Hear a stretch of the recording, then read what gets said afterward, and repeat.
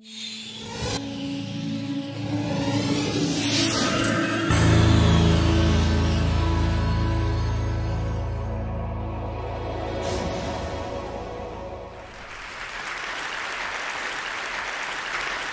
this is a really extraordinary honor for me. I spend most of my time in jails, in prisons, on death row.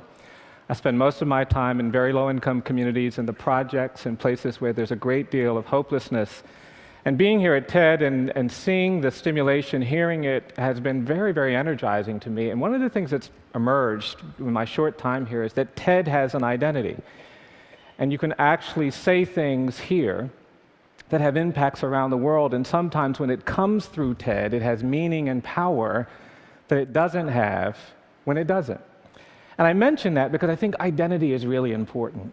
And we've had some fantastic presentations, and I think what we've learned is that if you're a teacher, your words can be meaningful, but if you're a compassionate teacher, they can be especially meaningful. If you're a doctor, you can do some good things, but if you're a caring doctor, you can do some other things. So I want to talk about the power of identity. And I didn't learn about this actually practicing law and doing the work that I do. I actually learned about this from my grandmother. I grew up in a house that was the traditional African-American home that was dominated by a matriarch, and that matriarch was my grandmother. She was tough, she was strong, she was powerful. She was the end of every argument in our family. She was the beginning of a lot of arguments in our family. She was the daughter of people who were actually enslaved. Her parents were born in slavery in Virginia in the 1840s. She was born in the 1880s, and the experience of slavery very much shaped the way she saw the world. My grandmother was tough, but she was also loving. When I would see her as a little boy, she'd come up to me and she'd give me these hugs, and she'd squeeze me so tight I could barely breathe. And then she'd let me go. And an hour or two later, if I saw her, she'd come over to me and she'd say, "Bryan, do you still feel me hugging you?" And if I said no, she'd assault me again, and if I'd say yes, she'd leave me alone. And she just had this quality that you always wanted to be near her. And the only challenge was that she had 10 children. My mom was the youngest of her 10 kids, and sometimes when I would go and spend time with her, it'd be difficult to get her time and attention. My cousins would be running around everywhere, and I remember when I was about 8 or 9 years old, waking up one morning, going into the living room, and all of my cousins were running around, and my grandmother was sitting across the room staring at me.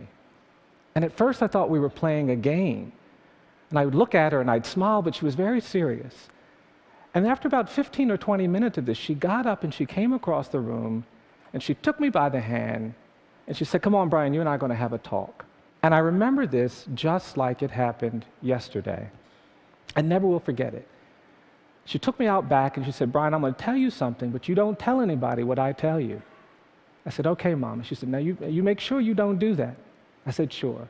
Then she sat me down and she looked at me and she said, "I want you to know I've been watching you." And she said, "I think you're special." She said, "I think you can do anything you want to do. I will never forget it." And then she said, "I just need you to promise me 3 things, Bryan." I said, "Okay, Mom." And she said, "The first thing I want you to promise me is that you'll always love your mom."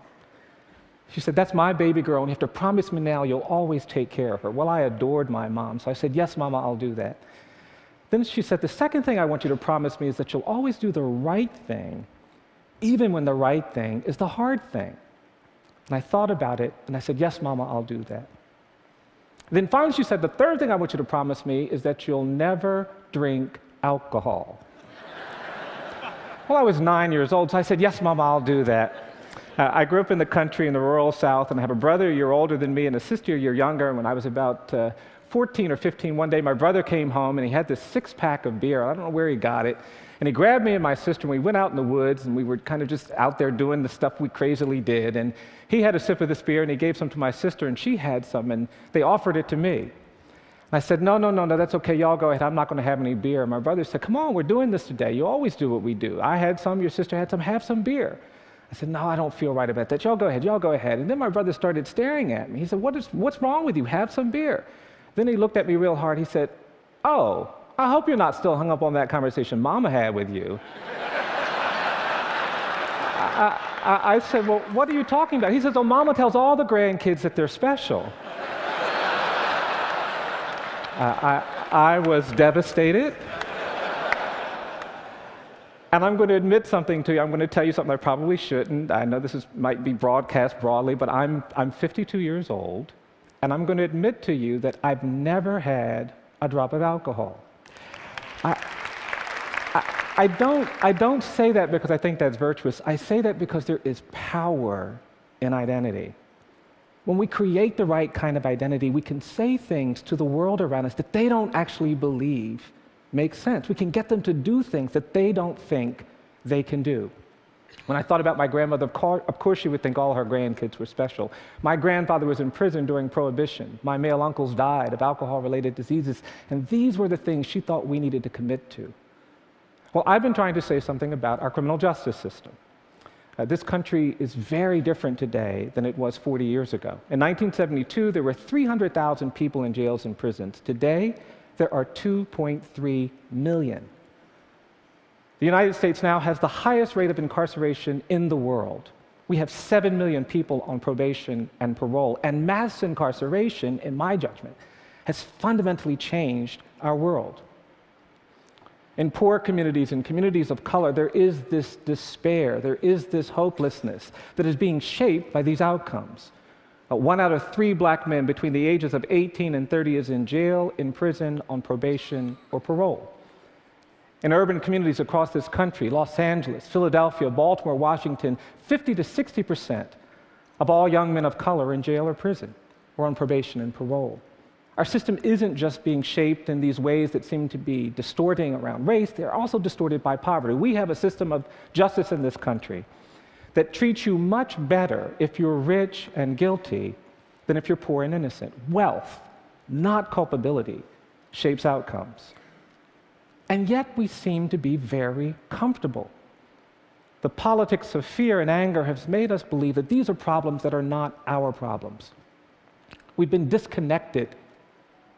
It's interesting to me. We're looking at some very interesting developments in our work. My state of Alabama, like a number of states, actually permanently disenfranchises you if you have a criminal conviction. Right now in Alabama, 34% of the black male population has permanently lost the right to vote.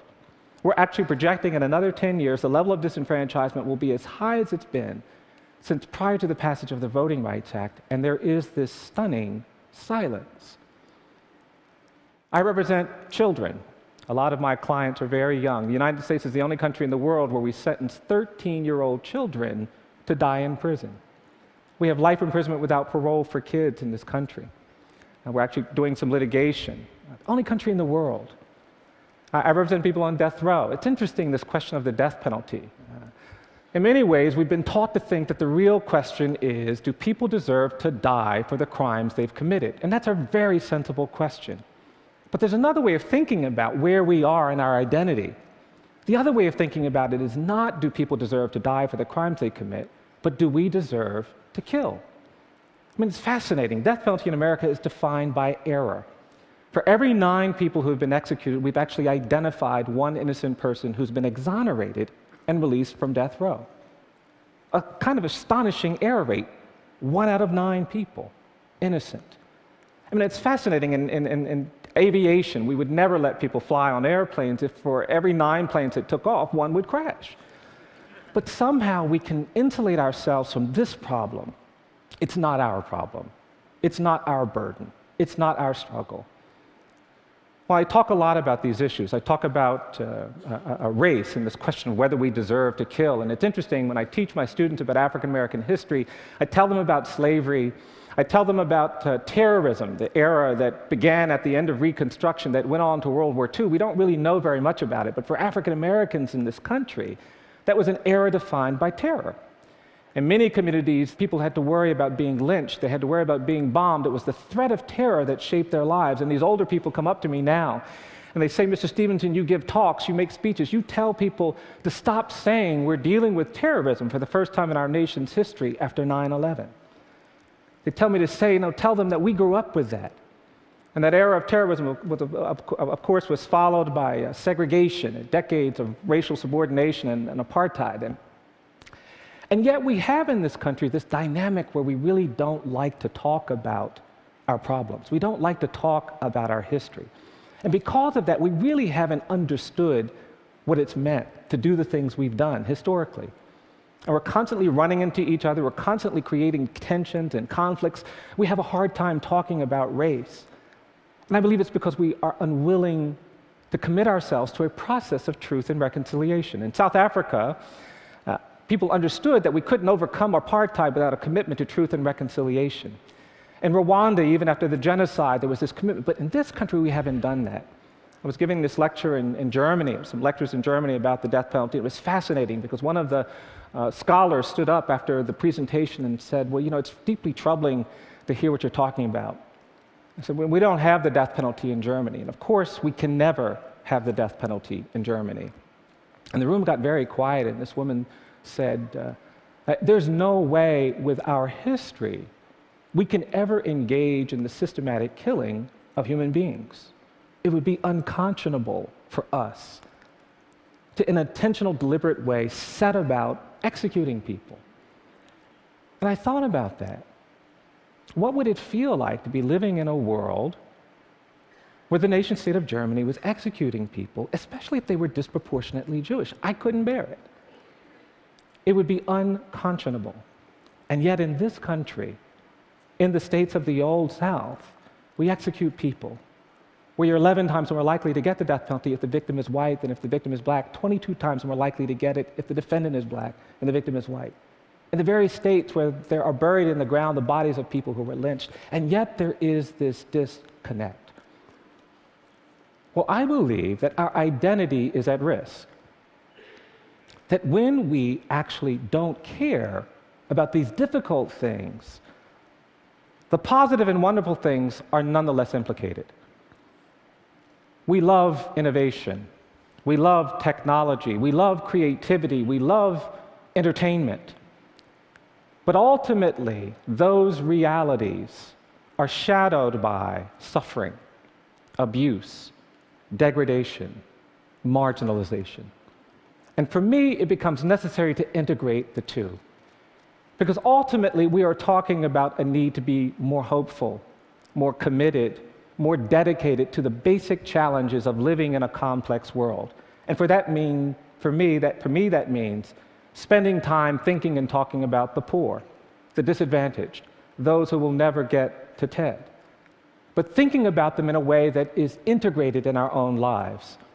You know, ultimately, we all have to believe things we haven't seen. We do. As rational as we are, as committed to intellect as we are, innovation, creativity, development comes not from the ideas in our mind alone. They come from the ideas in our mind that are also fueled by some conviction in our heart.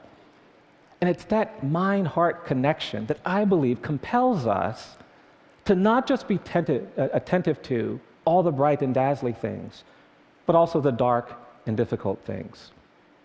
Václav Havel, the great Czech leader, talked about this. He said, when we were in Eastern Europe and dealing with oppression, we wanted all kinds of things, but mostly what we needed was hope, an orientation of the spirit, a willingness to sometimes be in hopeless places and be a witness. Well, that orientation of the spirit is very much at the core of what I believe even TED communities have to be engaged in. There is no disconnect around technology and design that will allow us to be fully human until we pay attention to suffering, to poverty, to exclusion, to unfairness, to injustice. Now, I will warn you that this kind of identity is a much more challenging identity than ones that don't pay attention to this. It will get to you. I had the great privilege when I was a young lawyer of meeting Rosa Parks, and Ms. Parks used to come back to Montgomery every now and then, and she would get together with two of her dearest friends, these older women, Johnny Carr, who was the organizer of the Montgomery bus boycott, an amazing African-American woman, and Virginia Durr, a white woman whose husband, Clifford Durr, represented Dr. King. And these women would get together and just talk. And every now and then, Ms. Carr would call me, and she'd say, Bryan, Ms. Parks is coming to town, and we're going to get together and talk. Do you want to come over and listen? And I'd say, yes, ma'am, I do. And she said, well, what are you going to do when you get here? I said, I'm going to listen. And I'd go over there, and I would just listen. It would be so energizing and so empowering. And one time I was over there listening to these women talk, and after a couple of hours, Ms. Parks turned to me and she said, now, Bryan, tell me what the Equal Justice Initiative is. Tell me what you're trying to do. I began giving her my rap. I said, well, we're trying to challenge injustice. We're trying to help people who've been wrongly convicted. We're trying to confront bias and discrimination in the administration of criminal justice. We're trying to end life without parole sentences for children. We're trying to do something about the death penalty. We're trying to reduce the prison population. We're trying to end mass incarceration. I gave her my whole rap, and when I finished, she looked at me and she said, She said, that's going to make you tired, tired, tired. And that's when Ms. Carr leaned forward. She put her finger on my face and said, that's why you've got to be brave, brave, brave. And I actually believe that the TED community needs to be more courageous. We need to find ways to embrace these challenges, these problems, the suffering.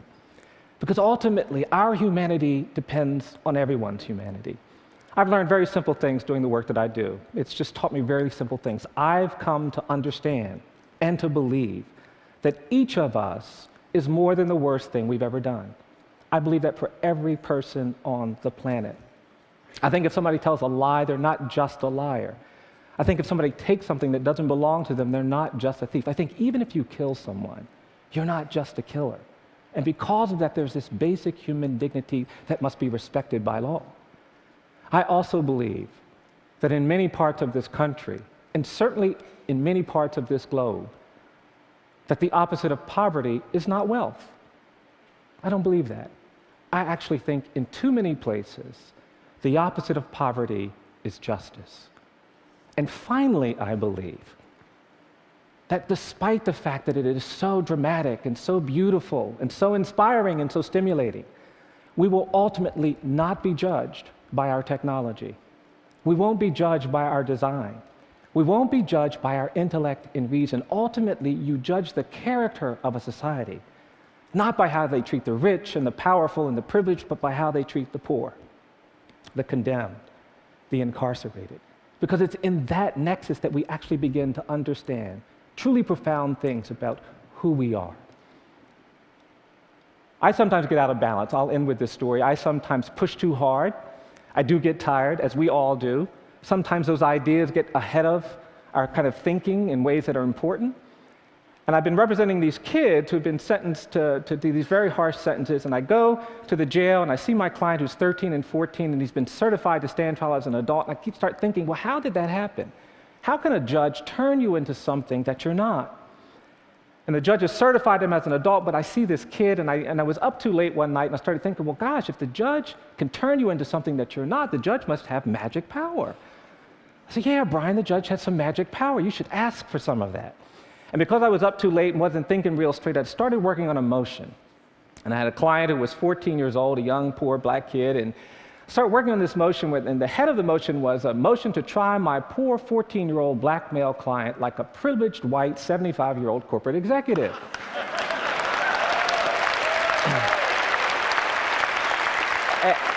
And I put in my motion that there was prosecutorial misconduct and police misconduct and judicial misconduct. There was a crazy line in there about how there's no conduct in this county, it's all misconduct. And the next morning I woke up and I thought, now, did I dream that crazy motion or did I actually write it? And to my horror, not only had I written it, but I had sent it to court. A couple months went by and I just had forgotten all about it. And I finally decided, oh gosh, I got to go to the court and do this crazy case. And I got in my car and I was feeling really overwhelmed. And I got in my car and I went to this courthouse and I was sitting, oh, this is going to be so difficult, so painful. And I finally got out of the car and I started walking up to the courthouse. And as I was walking up the steps of this courthouse, there was an older black man who was the janitor in this courthouse. When this man saw me, he came over to me and he said, who are you? I said, I'm a lawyer. He said, you're a lawyer? I said, yes, sir. And this man came over to me and he hugged me. And he whispered in my ear, he said, I'm so proud of you. And I have to tell you, it was energizing. It connected deeply with something in me about identity, about the capacity of every person to contribute to a community, to perspective that is hopeful. Well, I went into the courtroom, and as soon as I walked inside, the judge saw me coming in. He said, Mr. Stevenson, did you write this crazy motion? I said, yes, sir, I did, and we started arguing. People started coming in because they were just outraged. I had written these crazy things. And police officers were coming in, and assistant prosecutors and clerk workers. And before I knew it, the courtroom was filled with people angry that we were talking about race, that we were talking about poverty, that we were talking about inequality. And out of the corner of my eye, I could see this janitor pacing back and forth, and he kept looking through the window, and he could hear all of this hollering. He kept pacing back and forth. And finally, this older black man, with this very worried look on his face, came into the courtroom and sat down behind me, almost at counsel table. About 10 minutes later, the judge said we would take a break, and during the break, there was a deputy sheriff who was offended that the janitor had come into court. And this deputy jumped up, and he ran over to this older black man. He said, "Jimmy, what are you doing in this courtroom?" And this older black man stood up, and he looked at that deputy, and he looked at me, and he said, "I came into this courtroom to tell this young man, keep your eyes on the prize, hold on." I've come to TED because I believe that many of you understand that the moral arc of the universe is long, but it bends toward justice, that we cannot be full, evolved human beings until we care about human rights and basic dignity, that all of our survival is tied to the survival of everyone, that our visions of technology and design and entertainment and creativity have to be married with the visions of humanity, compassion, and justice. And more than anything, for those of you who share that, I've simply come to tell you to keep your eyes on the prize. Hold on. Thank you very much.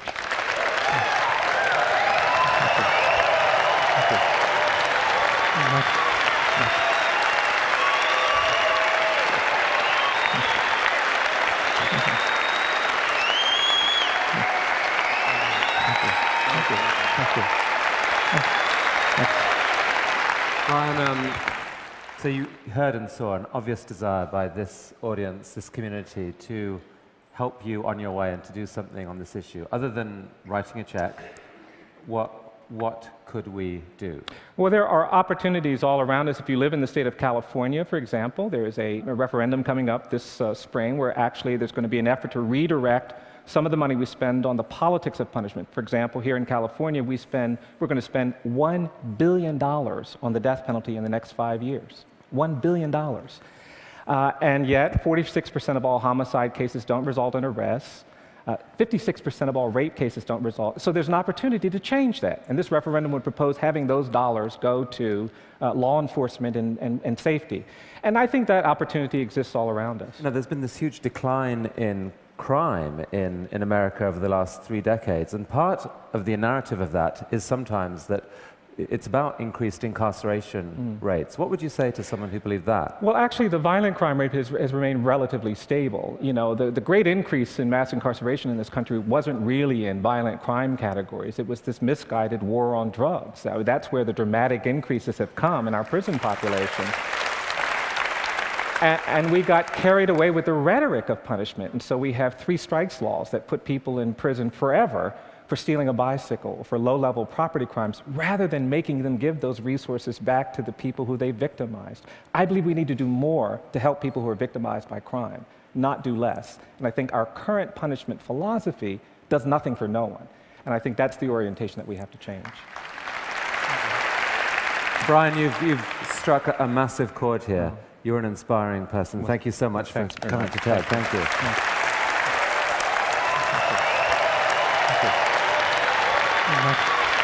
you.